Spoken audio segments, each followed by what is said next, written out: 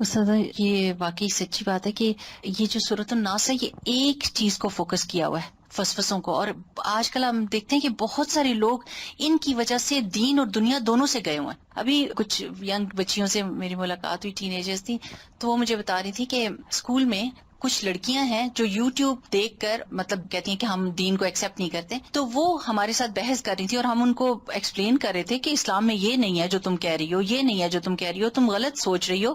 پھر کہتی ہیں کہ ہم نے دیکھا کہ وہ دوسری لڑکیوں کے پاس جا کے وہی شک اور شبے والی باتیں کر رہی ہیں. تو انہوں نے کہا کہ جب ہم نے یہ دیکھا کہ ہم اس کو روک نہیں سک رہے تو ہم نے جا کے ان لڑکیوں کو بتا دیا beware of this girl, کہ یہ جو ہے یہ اچھی باتیں نہیں کر رہی، اس کا کنفیوژن ہے، اس کو ہمارے اس دین میں کوئی کنفیوژن نہیں. اور ماشاءاللہ مجھے اتنی خوشی ہوئی کہ ایٹ لیسٹ ان کو یہ پتا ہے کہ اب میں ان کو روک نہیں سکتی تو ان کو پروٹیکٹ کر لوں.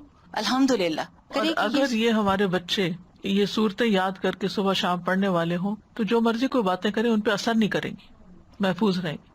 استاذہ جی جیسے آپ نے کہا کھانے پینے، سانس لینے اور لباس پہننے، یعنی ایوری ڈے کا ڈیلی ورک، تو ہم اپنے بچے کو کھانا کھلانے کے لیے کتنی جد و جہد کرتے ہیں. اس کو بٹھا کے کیا کیا کہانیاں سنا رہے ہیں، منہ بنا رہے ہیں، تحفے دے رہے ہیں اس کو تاکہ وہ خوش ہو جائے. کیا کبھی ایز اے مدر ہم لوگوں نے اس کو یہ وائٹامن دینے کی کوشش کی کہ یہ 3 ڈیٹا یہ پڑھ لو؟ اور میک شور کیا کہ وہ پڑھ رہا ہے کہ نہیں پڑھ رہا، اور اس کو سکھایا بھی ہے یا نہیں سکھایا. اور صبح اٹھتے ہی اس کے ساتھ پیار سے جو رائمز کرتے ہیں، پوئٹریز کرتے ہیں، وائی ناٹ یہ تینوں صورتیں اس کے ساتھ یہ پڑھنا شروع کر دیں ایٹ دا ایج اس کی ہیبٹ بن جائے. بچہ جو 6 مہینے کا ہے وہ سب سمجھ رہا ہے، میں نے دیکھا، اور وہ سن رہا ہے، وہ سلام اور اپنا نام سمجھنے لگا ہے. تو اس کا مطلب آپ نے اس کے ساتھ اگر یہ 3 صورتیں صبح میں پہلی دفعہ ہی پڑھ لی یا دودھ پلاتے پلاتے سنا دی تو انشاءاللہ تعالیٰ ایج آف 2 تو یہ بولنا شروع کر دے گا یہ والی بات.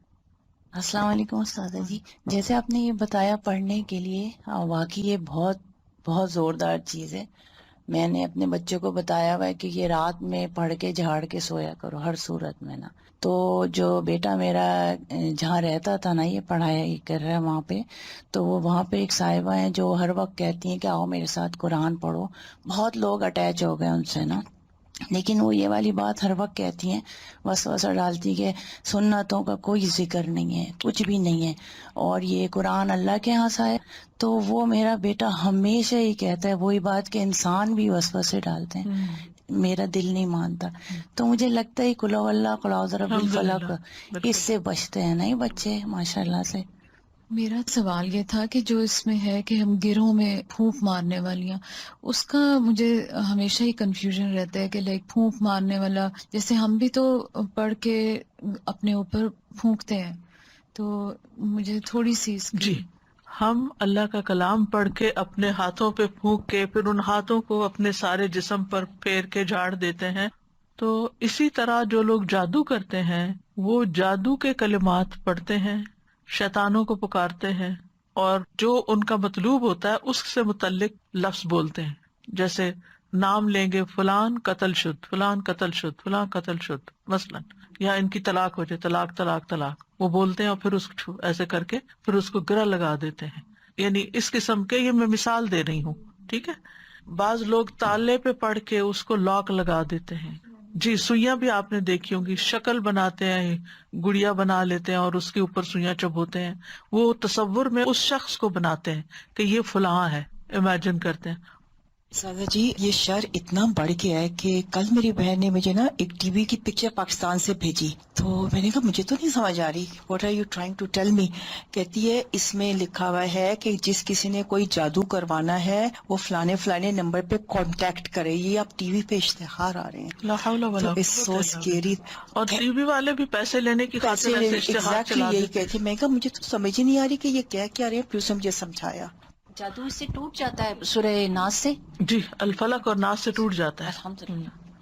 السلام علیکم ورحمۃ اللہ وبرکاتہ. استاذہ، جیسے کبھی کوئی بولتا ہے نا کہ آپ ہے نا دم کروائیں کسی سے، اور پھر آپ کے ہے نا ہسبینڈ اگینسٹ ہوتے ہیں اس کے، تو پھر اس میں ہمیں کیا کرنا ہے؟ آپ کو لگتا ہے واقعی آپ کی صحت طبیعت بہت خراب ہو رہی ہے، گر رہی ہے، آپ کے اوپر اثرات ہیں، یا جادو کسی نے کیا ہے، کوئی میڈیسن آپ کو سوٹ نہیں ہو رہی، تو پھر اس میں کیا کرنا ہے؟ علاج کروانا انسان کا بنیادی حق ہے. اگر کوئی شوہر علاج نہیں کرواتا بیوی کا تو اس کا یہ مطلب نہیں کہ بیوی بیمار ہو کے ختم ہو جائے، وہ اپنا علاج کروا سکتی ہے. تو ہم اپنے گھر میں نہیں، مطلب ہمیں ان کی اطاعت کرنی ہے نا، تو اطاعت کس چیز میں کرنی ہے؟ مطلب وہ جو صحیح بات ہوتی ہے. جی ٹھیک ہے نا, جی ایک صحیح بات میں اطاعت کرنی ہوتی ہے, لیکن اگر کوئی ایسی بات ہے کہ جو آپ کی جان مال عزت کے خلاف جا رہی ہے تو اس میں تو اطاعت نہیں کرنی ہوتی. تو جیسے ہم اپنے ہے نا فرینڈ یا کسی کو ایسا کچھ ہے تو ان کو ہم اپنے گھر میں کروا سکتے لا کے. اللہ کا کلام یعنی یہ نہیں جی کہ آپ کوئی اللہ کا کلام. اللہ کا کلام پڑھنے میں کوئی اجازت کی ضرورت نہیں تو ہوتی. پھر ہسبینڈ کا کوئی اس میں وہ نہیں ہے. نہیں تو اللہ کا کلام پڑھیں گے نا. دیکھیں یہ ایسے ہی ہے, کچھ ہسبینڈ کو نماز پڑھنے پہ بھی اعتراض ہوتا ہے, شاید آپ نے بھی سنا. مجھے کئی خواتین نے بتایا کہ ہمارے ہسبینڈ کہتے ہیں میرے سامنے نماز ہی نہیں پڑھو تم, اور وہ آ جائیں تو گھر میں فساد ہو جاتا ہے اگر وہ مجھے نماز پڑھتے دیکھ لیں. اب اس کا کیا مطلب ہے کہ عورت نماز چھوڑ دے گی؟ نہیں, اللہ کی عبادت ہے. تو بیماری کے وقت قرآن سے شفا حاصل کرنا بھی ایک عبادت کی قسم ہے, بجائے اس کے کہ انسان غلط ٹوٹکے اور جادوگروں کے پاس جائے. قرآن سے علاج میں کوئی حرج نہیں.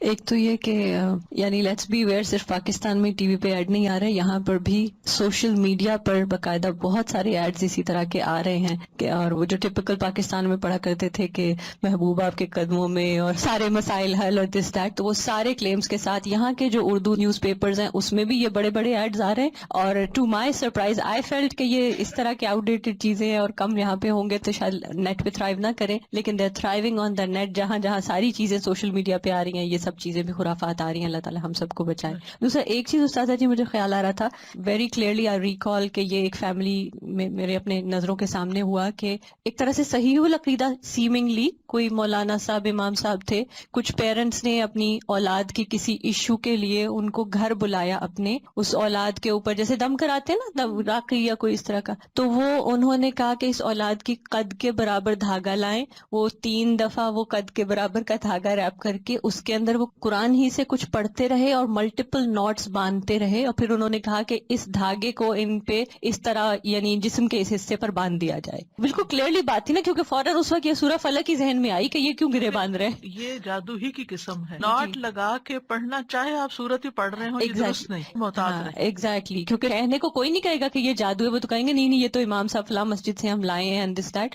لیکن we have to be very careful کہ یہ اس طرح کے حضرات بھی کر رہے ہیں. بالکل, پھونک مارنا درست ہے, ناٹ لگانا درست نہیں ہے.